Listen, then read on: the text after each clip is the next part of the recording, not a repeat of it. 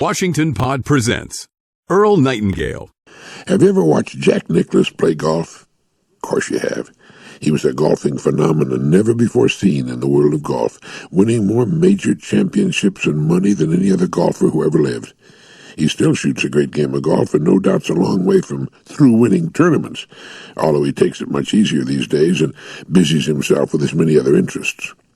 When Jack Nicklaus got ready to hit the ball, he'd have an intermediate aiming point, just a short distance from the ball.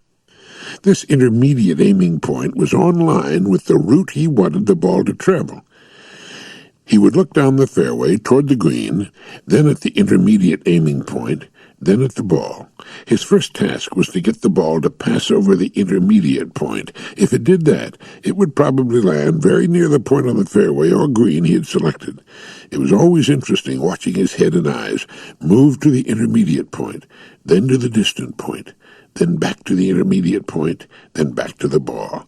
When he was ready, and not a moment before, he would uncork that legendary swing that left the gallery gasping and whooping with admiration and wonder.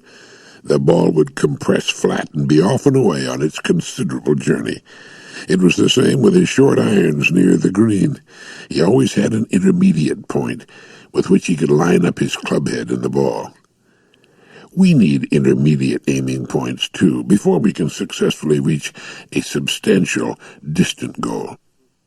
To write a book, one must write the first chapter, then the second, then the third, and so on. The book is first in outline form. The chapter is roughly sketched as to subject matter and content. One can get a mental picture of the book in final form with its colorful dust jacket coming from the printer. That's the goal. But first, there's that first chapter, then the second, and so on. Each chapter must be successfully completed as an integral part of the project before the project's complete. And it's much the same with our big goals. We can see it as completed, with ourselves right in the middle of it. There we are, the job done. That's where we want to land. But first, there are the intermediate points to successfully complete. And it's the intermediate points that often prove too much, or too difficult, or too time-consuming for the person to spend all that time completing and polishing. These are often the core skills vital to the completion of the final project.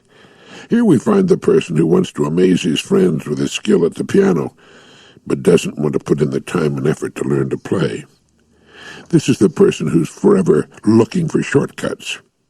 He or she daydreams, but when it comes down to the nitty-gritty of the intermediate goals, that's too hard, or boring, or time-consuming. Want to write books?